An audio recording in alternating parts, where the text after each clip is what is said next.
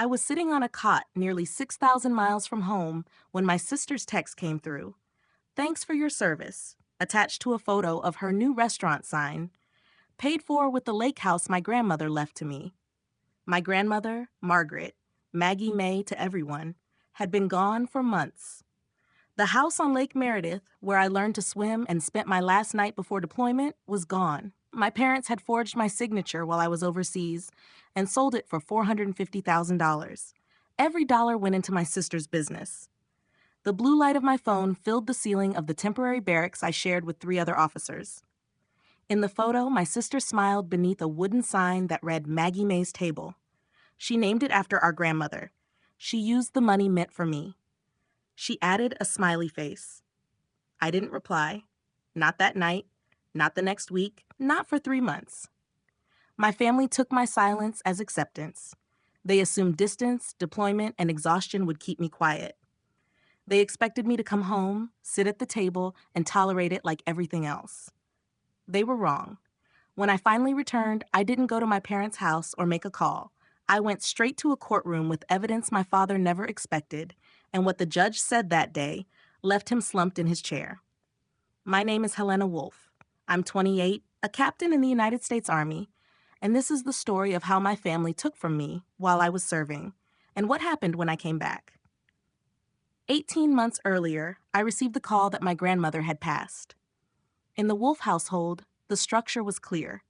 My father, Richard, led everything, at the table and beyond. After 26 years managing a bank branch, he ran our home the same way. Strict budgets, approval for purchases over $50, no interruptions, no questions. My mother, Diane, kept the peace by supporting his decisions. Her usual line was, "Your father knows best." My older sister, Vivian, 3 years ahead of me, moved between jobs but never struggled financially because my parents covered her expenses. She was the one who stayed close and agreeable. I was the one who joined ROTC and accepted an Army commission. When I told my father at Thanksgiving, he put down his fork and said, "In front of everyone, you'll regret this. The military won't take care of you." No one disagreed. The only person who drove me to the airport for Officer Basic was my grandmother. At 74, small and steady behind the wheel of her old Buick, she hugged me and said, "This house will always be here for you, Helena, and so will I." I didn't know that would be the last summer I'd see that house with my name attached. 14 weeks into a Middle East deployment, I learned she had died, not by phone, but through a short email from my mother. 4 sentences, including the funeral date, and a note that they understood I couldn't attend. I arranged emergency leave immediately, but when I called home, my mother hesitated. After a pause and my father speaking in the background, she told me it was better if I stayed. I would only be rushing in and out, and Grandma would have wanted me focused on duty. They didn't want me there. At 3 a.m. local time, I watched the funeral on a shaky live stream. Vivian spoke about family unity and how Grandma loved us equally. Nearly 200 people attended. No one contacted me. At the time, I told myself they were simply careless. I didn't realize they needed me absent. 2 weeks later, my grandmother's attorney emailed her will. Her savings and personal items were split between my father and me. The Lake Meredith property, owned for 31 years and valued around $450,000, was left solely to me. I called home. My father responded with a long silence, then said the house had been in the family for decades and that my grandmother hadn't been thinking clearly. I disagreed, but he ended the call, saying we would discuss it when I returned. The attorney assured me probate was proceeding normally. I trusted the process. That was my mistake. 3 months passed during the most demanding stretch of deployment. Long shifts, constant supply changes, little sleep. My emails about probate went unanswered. My mother said everything was being handled and promised my father would call. He never did. Something felt wrong, but I couldn't prove it. One night, after weeks of unease, I called my grandmother's neighbor, Maggie Calloway. She mentioned seeing a for sale sign near the lake recently. I searched the county records that night. The property at 1140 Lakeshore Drive had been sold. Owner of record transferred. Sale date, March 14th. Seller, Helena Wolfe, via power of attorney represented by Richard H. Wolfe. Sale price, $450,000. My name appeared on a document I had never signed for a sale I never approved on a day I was thousands of miles away. I called my father. When I asked if he had sold the house, he paused briefly and said it was the right decision and that my sister needed the capital. The restaurant, he said, was an investment for the family. When I told him he had forged my name, he replied, "I made a decision for this family. That's what fathers do." I ended the call. I didn't cry. Something inside me shifted, not broken, but firm. That was the moment I stopped thinking like a daughter and started thinking like a plaintiff. 2 days later, during a briefing, my phone buzzed. Vivian had sent a photo of a storefront with a hand-painted sign, Maggie May's Table. She stood outside in a chef's apron, smiling. Her message read, "Thanks for your service. Grandma would have loved this." The restaurant carried our grandmother's name, built with money from the house legally left to me. I left the briefing early, returned to my quarters, and emailed Major Daniel Crow, a JAG officer at the base. I attached the county record, my grandmother's will, and the screenshot of Vivian's message. The subject line read, "I need legal advice. It's personal." Then I waited. I didn't respond to my sister, not that day, not the next, not for 3 months. My family believed my silence meant defeat. They assumed distance, deployment, and exhaustion had done what they expected. They thought I had disappeared. They were mistaken. I wasn't silent. I was building a case. Major Crow didn't deal in emotion. He dealt in procedure. We met the next evening in his office, a plywood-walled room with a folding table, 2 chairs, and a stack of binders higher than the desk lamp. He had already reviewed my email. "Were you stateside on the date of the sale?" "No." "Did you sign a power of attorney?" "No." "Did you authorize anyone, verbally or in writing, to act on your behalf regarding that property?" "No." He wrote on a yellow legal pad without looking up. "Then we're looking at forgery and, depending on jurisdiction, possibly wire fraud if the funds were transferred electronically." He paused, then added that something else worked in my favor. I had been on active duty under federal orders. The Service Members Civil Relief Act gives courts broad discretion when a service member's rights are affected during deployment. It wouldn't form the basis of the civil claim, that was the forgery, but it would show the court exactly who had been targeted. Someone unable to respond because she was serving. Judges noticed that. The room was quiet. I asked if this could be handled privately within the family. Crow looked at me steadily. "Helena," he said, "using my first name for the first time, they forged your signature and sold your property. This isn't a family dispute. It's a crime." The first step was a police report once I was stateside. That would create a formal record. From there, a civilian attorney would handle the civil case, while the district attorney could review the criminal side. The two would proceed separately. I asked what I should do. "Document everything," he said. "Every text, email, and call record. Don't contact your family again." Anything I said could complicate the case. When I returned, he would connect me with a real estate fraud attorney. That night, I created a folder on my laptop and named it Meredith. Over the next 3 months, it grew. My silence unsettled them. After 3 weeks, my mother began calling. I let every call go to voicemail. The messages accumulated, shifting from concern to pressure to blame. First, worry about why I wasn't answering. Then, reminders that my father was hurt. Then, direct statements that the house decision was for the family and that I was being selfish. Her texts moved between concern and criticism within hours. Vivian added her own messages, sending photos of the restaurant interior and comments about how much our mother was upset because of me. My father sent only one message, early my time. "When you're ready to act like an adult, call me." I read everything, captured screenshots, saved every voicemail, and forwarded all of it to a dedicated evidence email that Major Crow helped me establish. Each item was logged with date, time, and sender. At night, I built a timeline. My grandmother's death, the funeral, the notarized power of attorney, the sale date, the fund transfer, Vivian's message. Each point was matched against my deployment orders placing me overseas. Without realizing it, their messages were supporting my case. Major Crow referred me to a civilian attorney, Rebecca Holt, based in Raleigh and focused on real estate fraud. She was precise and direct. During our first late-night video call, she had already reviewed the public records.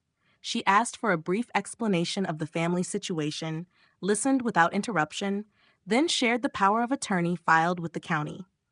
It authorized my father to sell the Lake Meredith property on my behalf. She zoomed in on the signature. It resembled mine, but the angle and letter formation were wrong. I confirmed it wasn't mine. She then identified the notary, Greg Parson, licensed in my father's county and a former colleague of his at First Union Bank. Standard procedure requires the signer to appear in person or complete verified remote identification. Neither had occurred. My father had presented a forged document, and his former coworker had notarized it. Rebecca explained that forgery of this type is a Class H felony in North Carolina, carrying potential prison time and a permanent record. The notary could face separate consequences and loss of commission. I sat quietly. She acknowledged that this involved my father, but reminded me he made the decision when he signed my name. Before ending the call, she added that if my sister's restaurant was funded with proceeds from a fraudulent sale, the money trail would be fully traceable. Within a week, Rebecca sent the document to a forensic handwriting examiner, Dr. Linda Pace, a board-certified expert with extensive courtroom experience. I provided verified samples of my real signature from military, tax, and commission records. While that review was underway, I contacted my grandmother's neighbor and close friend, Maggie Calloway, to ask about my grandmother's condition when she signed the will. Maggie responded immediately that my grandmother had been mentally sharp and fully independent, even driving herself to the attorney's office. She had accompanied her and remembered my grandmother saying clearly that the house was going to me. Maggie then shared something more significant. My grandmother had expected my father might try to take the property and had structured the will specifically to protect me. She offered to testify if needed, honoring a promise she said she had made. After the call, I understood that my grandmother had anticipated the risk and taken steps to prevent it. Those steps hadn't stopped the action, but they clarified her intent. Meanwhile, my sister was publicly promoting the restaurant.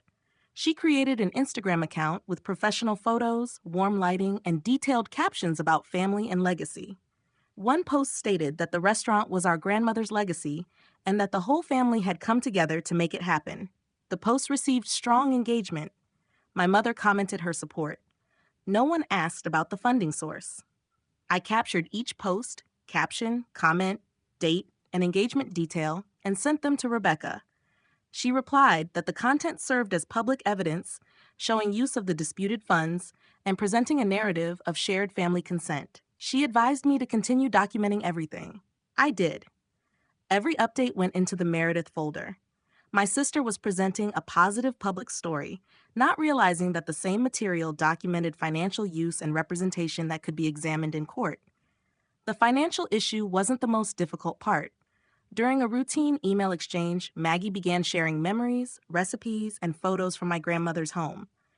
In one message, she mentioned that for the last 2 years, my grandmother had repeatedly tried to call me through my parents' house because she didn't have my direct number. She had been told I never returned the calls and worried that I had forgotten her. I read the line several times. My grandmother had never had my military contact information. She was 77 and not comfortable with email.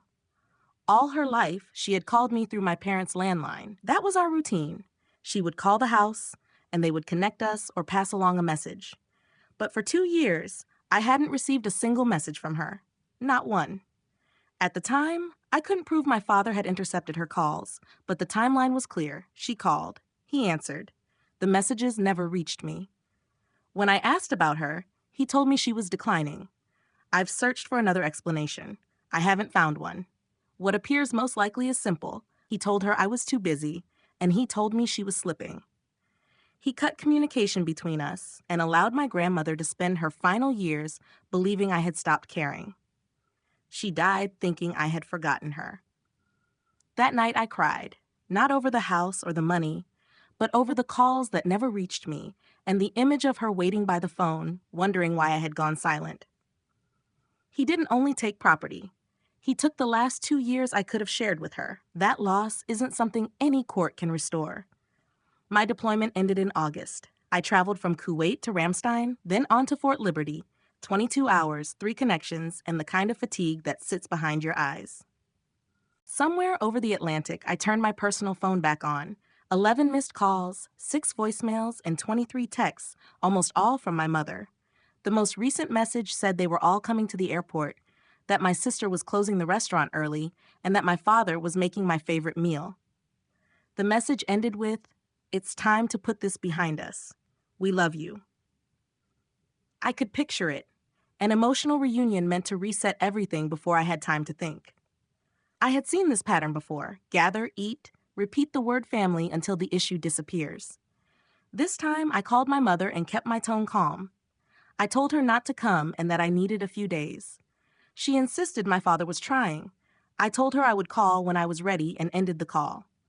Then I contacted Rebecca. When I told her my arrival time, she said the complaint was ready but shared new information. The notary, Greg Parson, had agreed to cooperate. That meant he was concerned, and concerned witnesses talk. That night, in a hotel near the airport, I considered calling my mother. Part of me wanted to hear an apology, to hear that it had been a mistake and could be fixed, but I didn't make the call. I understood that the version of before I was hoping for had never been accurate. I landed Thursday afternoon and reached my apartment by early evening. It was a one-bedroom I had rented before deployment, still sparse and unfamiliar. I set my bag down, locked the door, and stepped inside, then heard voices. My father was sitting on my couch. My mother was unpacking groceries in the kitchen. Vivian stood at the counter with her phone. They had let themselves in using the emergency key I had given my mother before deployment. They greeted me warmly, as if this were a planned welcome. I didn't respond. I asked how they got in. My mother reminded me about the key. I told them I had asked them not to come and that this was a boundary, not an emergency. I asked them to leave. No one moved at first. My father questioned whether I would separate from the family over a house. I told him this was about trust and that he had signed my name without permission. My mother tried to shift the conversation toward family stress and the potential damage to my sister's business and my father's reputation. Vivian said I had been absent and implied they had to act. I clarified that I hadn't attended the funeral because my father told me not to come. The room went quiet. My father eventually walked to the door and warned that if I pursued legal action, I would lose my family. I told him that distance had already existed for a long time. They left. I locked the door, arranged to change the locks, and called Rebecca. I told her to proceed.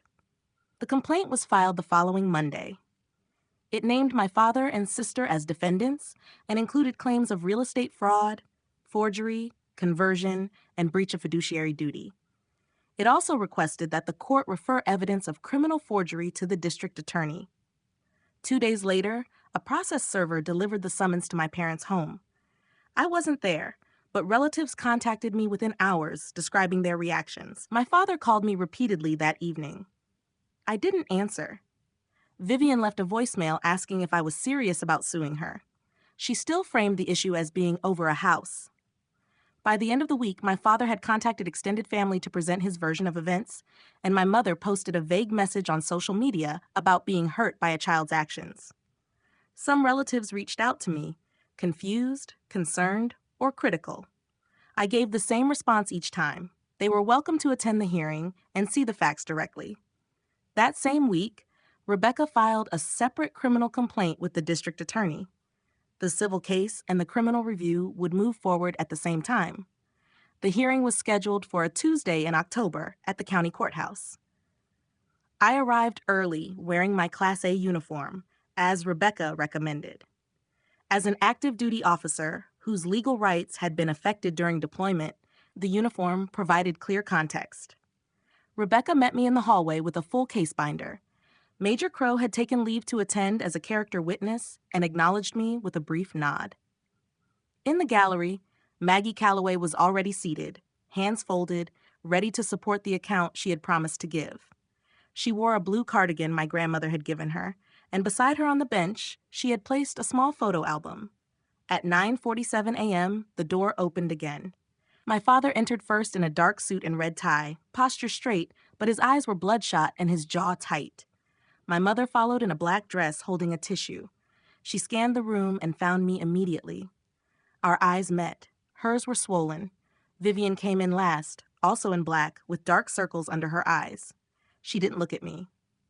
Their attorney, Gerald Pratt, was experienced with routine real estate closings, but clearly unprepared for a fraud case supported by forensic evidence and federal implications. He guided them to the defense table. Later, I learned my father had contacted 3 other firms first.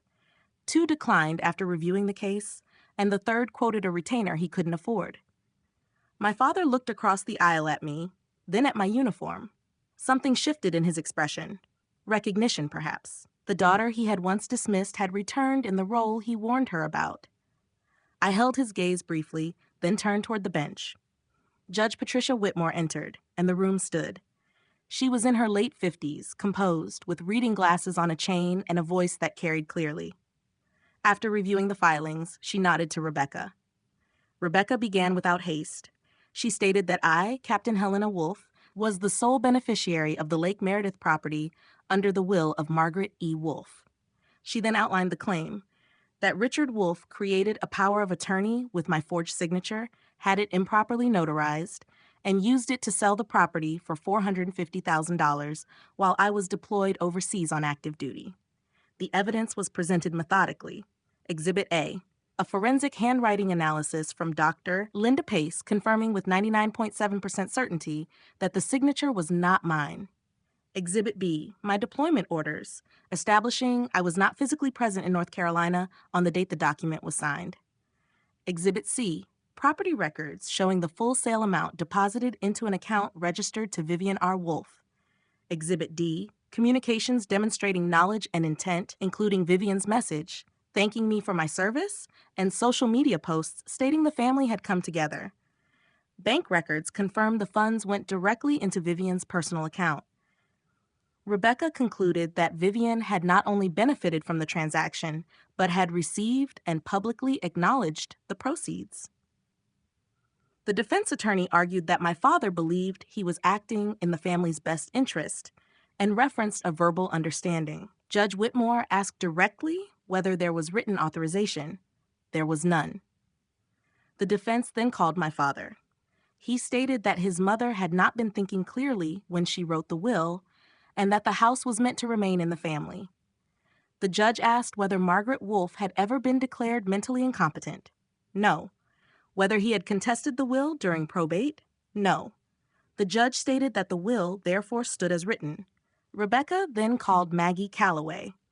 Maggie testified that she had known my grandmother for many years and had personally accompanied her to the attorney's office when the will was signed. She confirmed Margaret was fully competent and had clearly stated that the house was to go to me.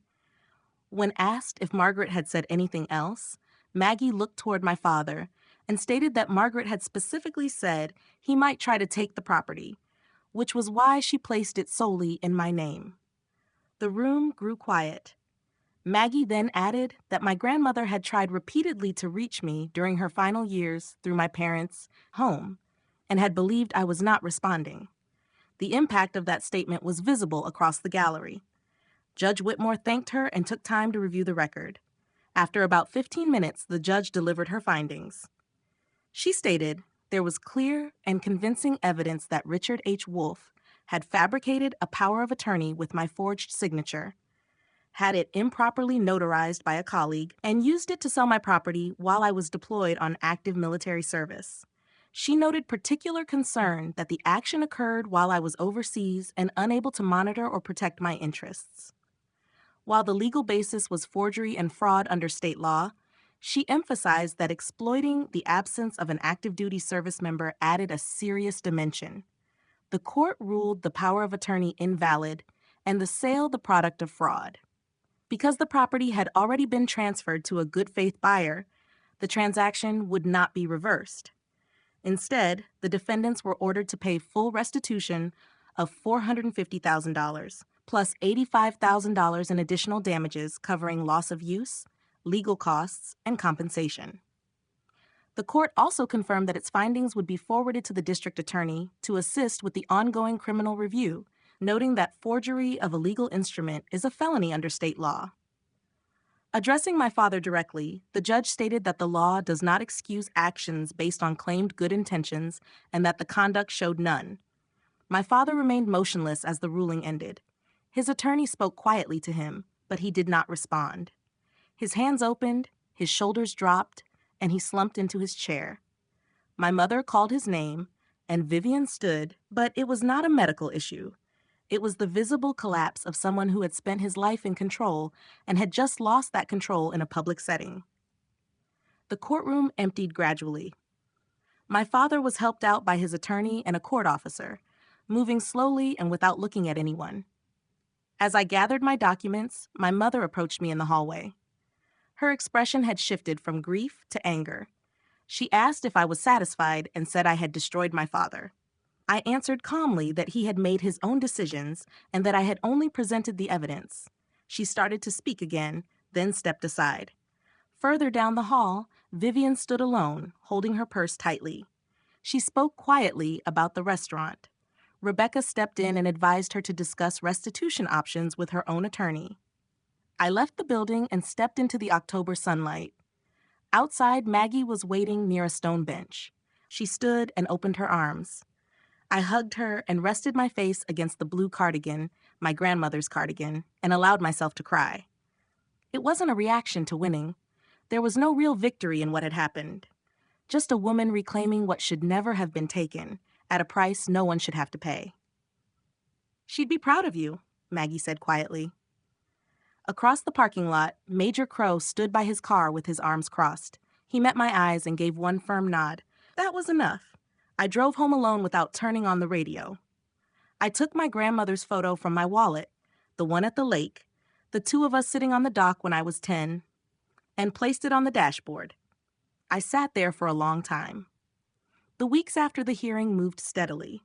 The district attorney's office opened a formal investigation into the forgery.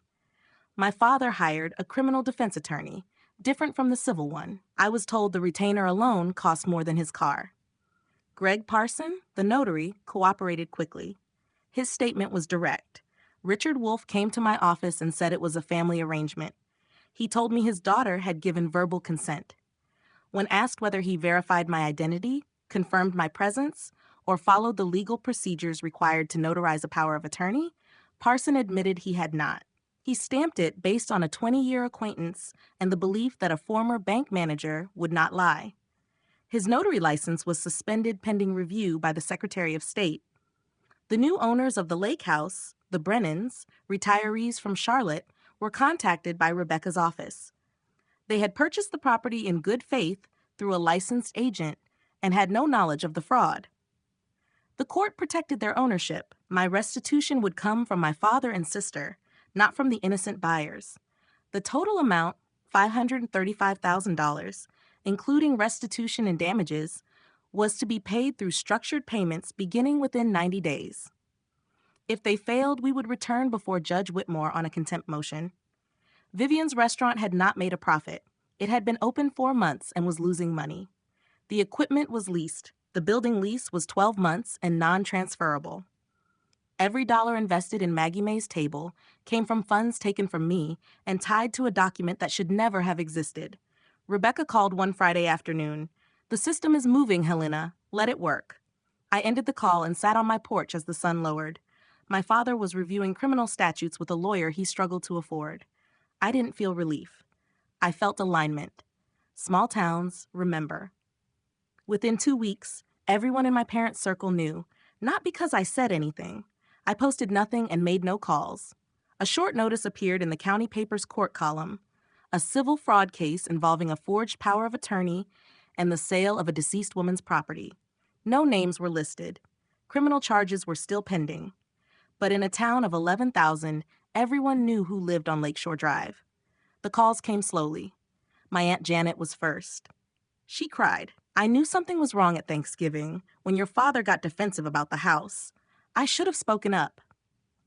I told her it was all right. She hadn't known. Cousins, old friends, people from my grandmother's funeral reached out. Some left brief messages, heard what happened, thinking of you. A few admitted they had once called me ungrateful and were ashamed. I responded the same way each time. "Thank you for reaching out. I need time." Not everyone was supportive. 2 of Vivian's friends sent messages filled with accusations. Jealousy, cruelty, ingratitude. I read the first lines and deleted them. They knew only her version. One message stood apart. Frank, an old neighbor who had known my grandmother since the 1980s, wrote, "Your grandmother was a good woman who raised a good granddaughter. I'm sorry it came to this." I saved that one. On difficult nights, I reread it. It reminded me the decision had been necessary. Money reveals character. Vivian couldn't sustain the restaurant. Within 6 weeks of the ruling, she listed the equipment for sale.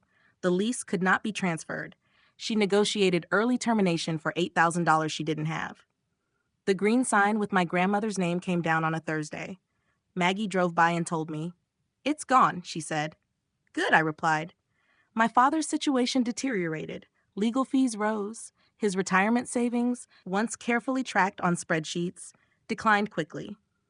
He and my mother sold the family home on Burwood Lane, the house where I grew up, and moved into a 2-bedroom rental on the east side of town.